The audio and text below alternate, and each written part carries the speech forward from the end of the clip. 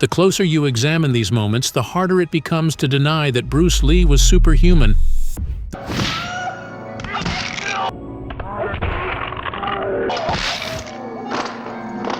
The skinny kid who became a legend.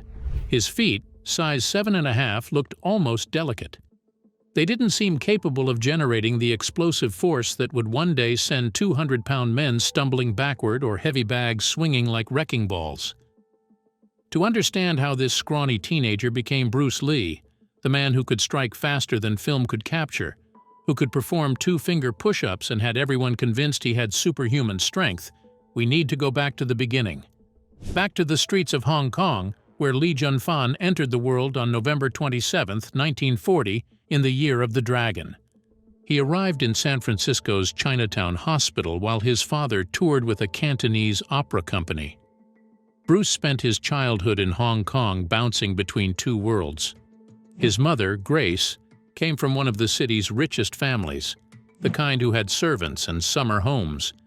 His father performed for crowds who threw coins on stage. This collision created something unusual. A rich kid who fought in the streets, an educated boy who learned more from back-alley brawls than classrooms. The family called him Mo Si Tung, which meant never sit still. He'd practice Wing Chun strikes while eating breakfast. His sister Agnes found him kicking holes in their bedroom walls at 3 in the morning. Teachers sent him home with notes, but focus wasn't his problem. He focused too much, just never on what adults wanted. By 13, Bruce had fought enough neighborhood kids that local gang members started taking notice. Not because he always won, but because he kept coming back. Broken nose? Back the next week. This obsession with combat would have killed him if Master IP Man hadn't intervened. IP Man ran his Wing Chun school differently. Most martial arts masters demanded perfect repetition of ancient forms. IP Man watched Bruce's chaotic energy and saw raw material worth shaping. The lessons happened wherever they could find space: rooftops, alleys, IP Man's tiny apartment. Bruce asked questions that annoyed other students. Why punch at this angle? What if the opponent moved left? Traditional students wanted to memorize. Bruce wanted to understand. The training gave structure to his chaos, but didn't cure his tendency to find trouble. At 17, he beat up the wrong kid, someone whose father had connections to the triads. Bruce's parents received a visit suggesting their son might have an accident soon.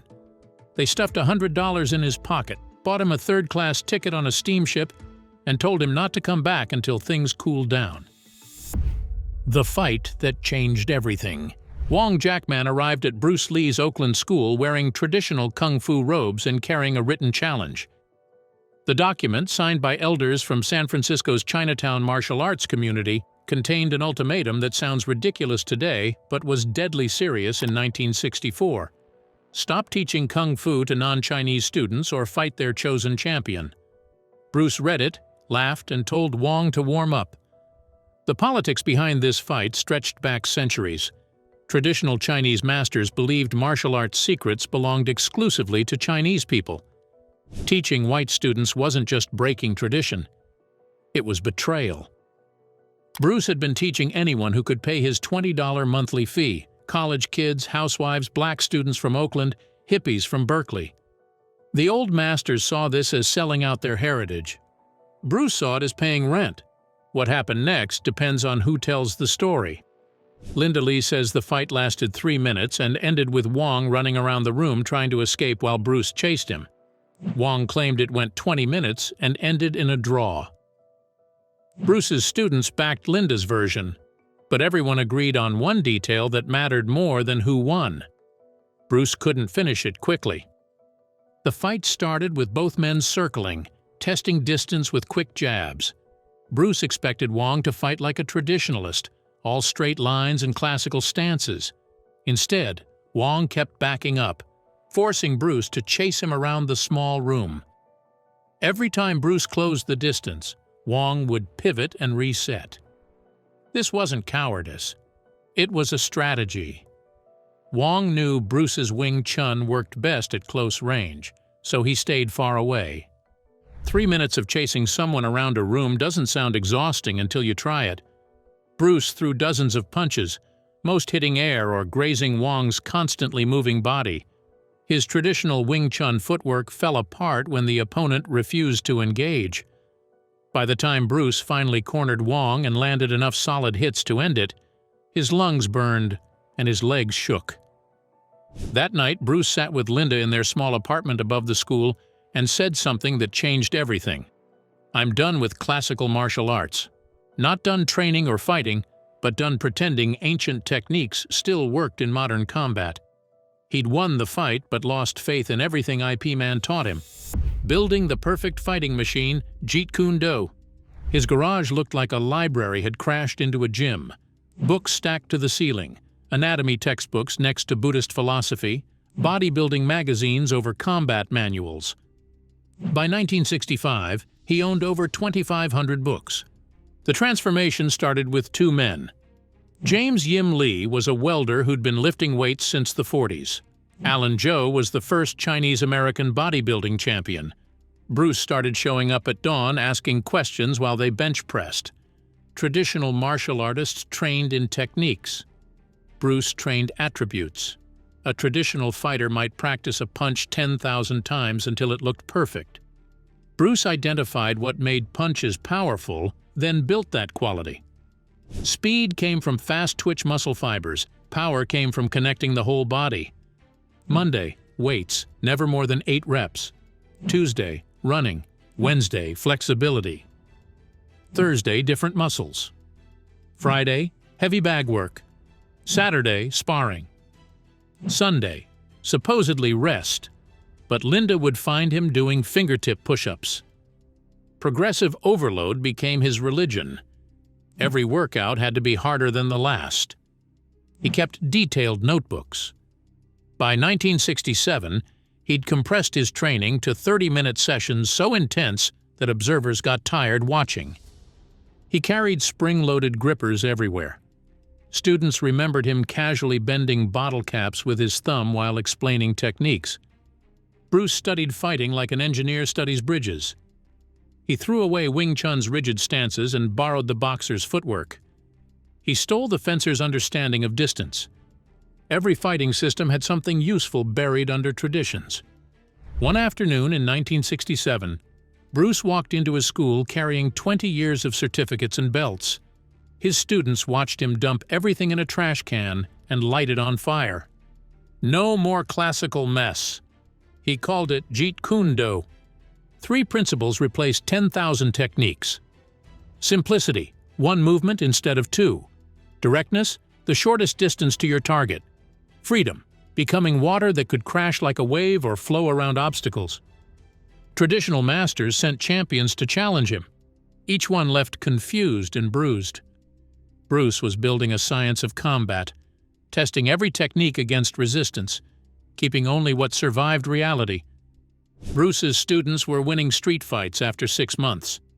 They sparred constantly against different styles. No belts, no forms, just evolution toward becoming more dangerous. The 1-inch punch, defying physics at Long Beach. Bob Baker crossed his arms over his chest and told the crowd he'd seen every fake martial arts trick there was. The year was 1964, the Long Beach International Karate Championships, and Baker had volunteered to expose what he assumed was another scam artist pretending physics didn't exist. Bruce Lee, all 140 pounds of him, placed his fist against Baker's chest with maybe an inch of space between his knuckles and the volunteer's body. What happened next sent Baker flying backward, like he'd been hit by a car, crashing into a chair that probably saved him from going through the wall. The crowd went silent. They'd just watched something that shouldn't work according to everything they knew about generating force. Punches need distance to build power. Every boxer knows this. Every fighter knows this. Bruce just proved they were all wrong.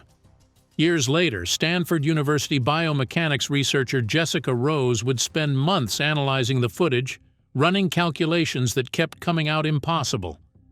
Her findings showed Bruce generated over 1,500 newtons of force from that single inch of movement. That's enough power to crack ribs like breadsticks. The secret wasn't in his arm.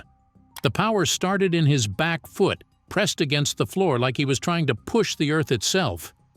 That force traveled up through his calf, twisted through his thigh, accelerated through his hip rotation, whipped through his core muscles, channeled through his shoulder, and finally exploded out of his fist.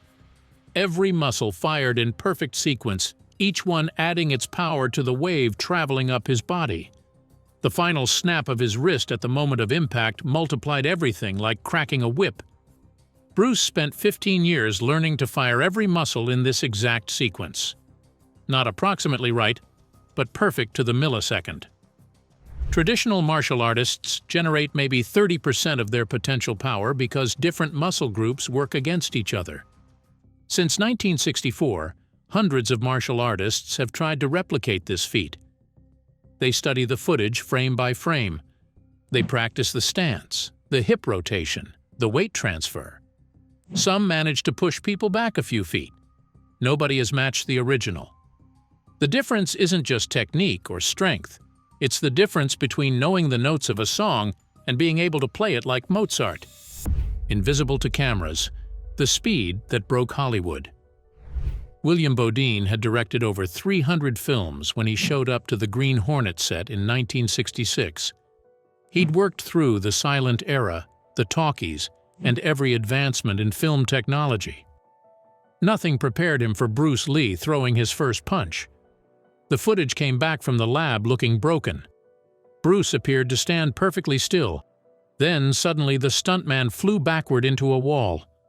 No movement between those 2 points. The camera department spent hours checking equipment, thinking something had malfunctioned. The problem wasn't the cameras. Film ran at 24 frames per second, the same speed used since the 1920s. Bruce's punches were completing their entire arc in less than 1/24 of a second. He was literally moving between the frames, invisible to technology designed specifically to capture human movement. When they brought in specialized equipment to measure his actual speed, the numbers broke their understanding of what humans could do. One punch clocked at 0.05 of a second from start to impact. Your brain takes longer than that to process that you've seen something move. The producers faced a problem nobody had encountered before. They'd hired the most skilled martial artist in America, but audiences couldn't see what made him special.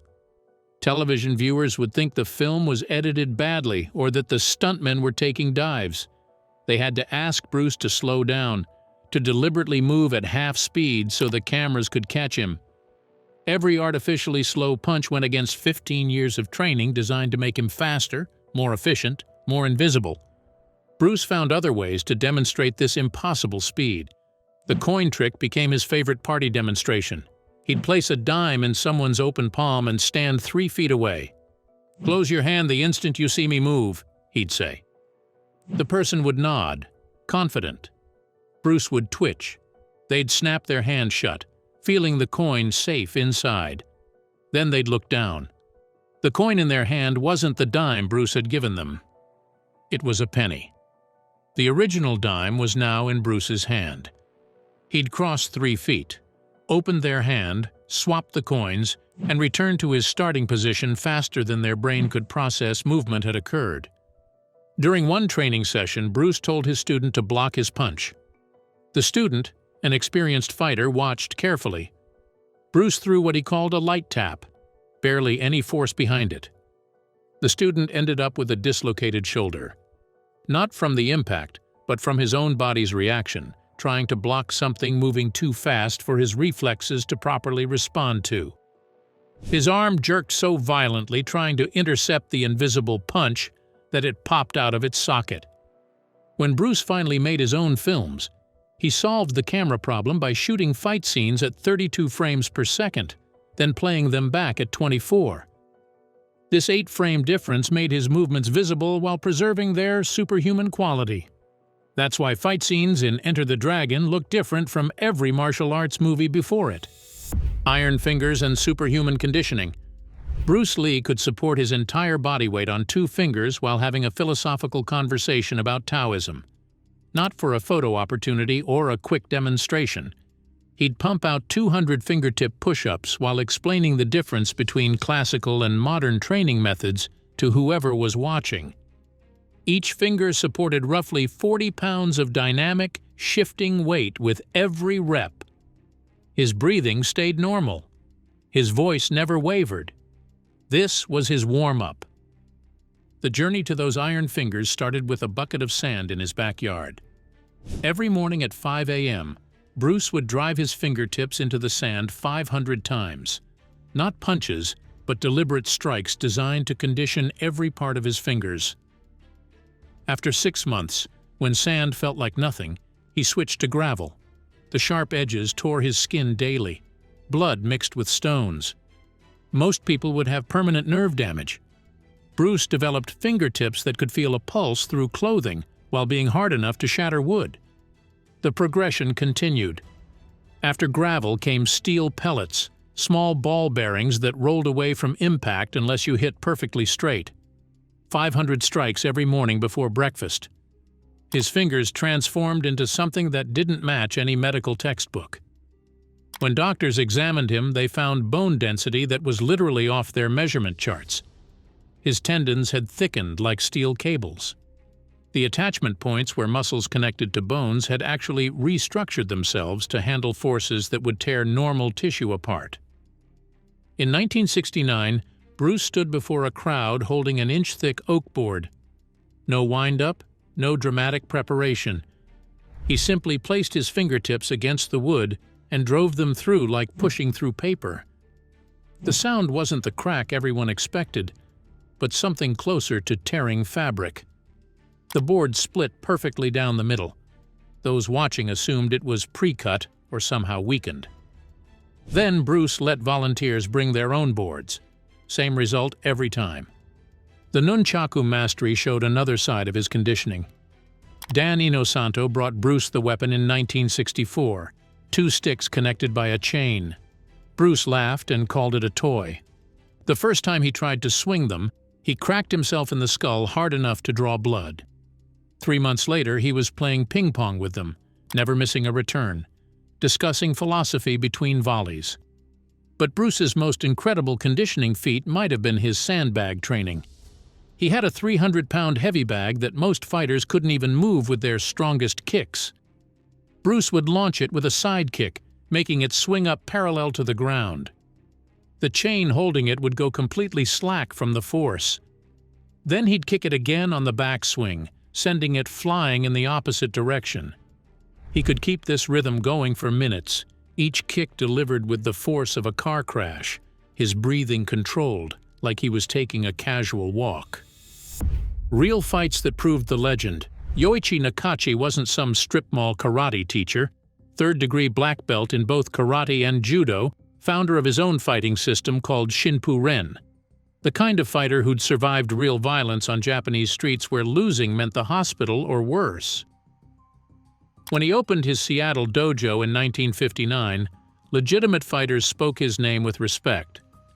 Then he heard about a 20-year-old Chinese kid claiming kung fu was superior to Japanese martial arts. The challenge came through proper channels. Nakachi spent weeks tracking Bruce down, making it clear this wasn't about ego or publicity. This was about respect and tradition. The fight happened at a YMCA handball court with no referee, no rules, just witnesses who promised to keep quiet about what they saw. Nakachi expected to teach a lesson. What happened took 11 seconds and left him unconscious with a fractured skull. Bruce didn't circle or feel out his opponent. He attacked like someone had flipped a switch from calm to violence. The punches came in combinations that shouldn't exist, each one landing before Nakachi could process the previous impact. 20 years of training in 2 martial arts meant nothing. Bruce's foot connected with his skull like a baseball bat, and Nakachi dropped instantly. The witnesses, all experienced fighters themselves, stood in shocked silence. They'd just watched 2 decades of mastery get erased in less time than it takes to tie your shoes. The 1967 Long Beach footage tells a different story, but proves the same point. This wasn't a challenge match or demonstration. Bruce sparred with his own students while someone filmed on 8mm. You can see him marked with white tape for visibility, moving like smoke around desperate attempts to hit him. His students weren't beginners. Several were tournament champions in their own styles. They threw combinations, tried takedowns, and attacked from multiple angles. Nothing worked. Bruce would disappear from where their strikes were aimed and reappear, hitting them from impossible angles. What made these displays terrifying wasn't just the speed or power, it was the control. Bruce could fracture a master's skull or barely tap a student to show an opening. He demonstrated this control constantly, touching opponents exactly where he could have caused damage, then pulling back. During one film demonstration, he had a student attack him full force with a knife. Bruce not only disarmed him, but held the blade to the student's throat, then helped him up and explained what went wrong, all in one fluid sequence. The barrier between movie fighting and real combat disappeared with Bruce because there was no barrier. He fought the same way on camera as he did in real life, just slower so audiences could follow. Stuntmen who worked with him reported that he had to consciously hold back to avoid actually hurting them during filming. The Dragon's secret weakness: fighting blind. Bruce Lee couldn't see his own students' faces from across the training room. -5 diopters in both eyes meant anything past arm's length dissolved into colored blurs. When the U.S. Army tested his vision in 1963, they classified him 4F, medically unfit for service. The same eyesight that disqualified him from carrying a rifle somehow didn't stop him from becoming the most feared fighter alive. Most people would have quit martial arts with vision that bad. Bruce rebuilt his entire fighting system around it. He couldn't see punches coming the way normal fighters did, so he learned to read bodies instead of movements. A shoulder drops a quarter inch before a punch launches. Hips rotate milliseconds before a kick fires. Weight shifts from the back foot to the front before any forward attack. Bruce trained himself to see these tells through the blur, identifying threats by shape and motion rather than detail. The limitation forced him to develop something beyond normal perception. While other fighters watched their opponents' eyes for telegraphs, Bruce felt changes in air pressure when limbs moved through space. He could sense the displacement of air from a punch before it reached him. Training partners described sparring with him as fighting someone who had radar. He'd dodge strikes thrown from his blind spots, counterattacks he couldn't possibly have seen coming. Chi Sao, the Wing Chun sensitivity drill where fighters maintain constant arm contact, became his laboratory for developing supernatural awareness. Bruce reached levels where he could fight entire matches through touch alone. Dan Inosanto would blindfold him completely, and Bruce would still control the entire exchange, redirecting force before his opponent even committed to movements. He'd tell students exactly what attack they were about to throw, based solely on tiny muscle tensions he felt through their connected arms. The blindfolded training went beyond drills. Bruce would navigate his home in complete darkness, practicing forms in rooms where he couldn't see walls or furniture. He'd have students randomly attack him while his eyes were covered, learning to fight using only sound and air movement. This wasn't mystical nonsense about sensing energy. It was a practical adaptation to a physical limitation that should have ended his fighting career before it started. Contact lenses in the 1960s were hard plastic torture devices. Bruce wore them during filming despite the constant pain that would have stopped most people. Between takes on Enter the Dragon, he'd disappear to apply numbing drops that barely helped. The famous intensity of his stare came partially from forcing himself to focus through plastic discs, scraping his corneas with every blink. He never mentioned this to crews or journalists. They found out years later from his wife, Linda. The nearsightedness became his secret weapon. Opponents assumed someone wearing thick glasses in daily life would be vulnerable in fights. They'd try to exploit what they saw as a weakness, not realizing Bruce had spent 2 decades turning that weakness into his greatest strength.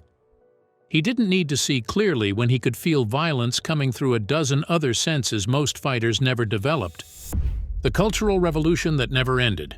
Enter the Dragon premiered 4 days after Bruce Lee died, and Hollywood has been trying to recreate him ever since. The movie made 350 times its budget, proved martial arts films could dominate globally, and created a template that action movies still follow 50 years later. But the revolution went deeper than box office numbers. Bruce had kicked down a door that had been locked for decades, and everyone from video game designers to toy makers rushed through. Before Bruce, Asian actors in Hollywood played servants, villains, or comedy relief. They spoke broken English and bowed constantly. Bruce showed up speaking perfect English, refused to play stereotypes, and demanded equal billing with white actors. Studio executives told him it would never work. American audiences wouldn't accept an Asian leading man. He proved them wrong so completely that Hollywood is still apologizing for how long it took to listen. The influence spread through entertainment like wildfire. Street Fighter II launched in 1991 with Fei Long, a character so obviously based on Bruce that Capcom didn't even pretend otherwise. Same hair, same yellow tracksuit, same high-pitched battle cries. Every fighting game since has included at least one Bruce Lee clone. Tekken has martial law. Mortal Kombat has Liu Kang. Dead or Alive has Jan Li. Game developers know that leaving out a Bruce Lee fighter would be like making a racing game without cars. Chuck Norris built his entire career on being the guy who fought Bruce in Way of the Dragon. He'll tell anyone who asks that Bruce was not only the best martial artist he'd ever met, but also the funniest person on set. Bolo Yeung, who played the villain Bruce kills in Enter the Dragon, used Bruce's techniques in Bloodsport and helped train Jean-Claude Van Damme. Scott Adkins, born too late to meet Bruce, still calls Enter the Dragon his favorite movie and models his fight scenes on Bruce's philosophy of practical combat over pretty movements. Quentin Tarantino put Uma Thurman in Bruce's yellow tracksuit for Kill Bill because he knew audiences would understand the reference instantly. No explanation needed. The yellow tracksuit equals Bruce Lee across every culture on Earth. The 1985 movie The Last Dragon named its hero Bruce Leroy, and nobody thought it was strange. Marvel created Shang-Chi in 1973, directly inspired by Bruce, and Stan Lee spent years trying to cast Bruce's son Brandon in a movie version before both men died. The philosophy mattered more than the movies. Before Bruce, martial arts schools taught one style and insisted it was complete. After Bruce, mixed martial arts became inevitable. UFC champions study Bruce's writings about combining different fighting systems. They might not call it Jeet Kune Do, but they're following his blueprint of taking what works and discarding what doesn't. Every MMA gym in America exists because Bruce proved traditional martial arts weren't enough. Don't miss the videos on screen now. They're just as interesting. Catch you in the next one.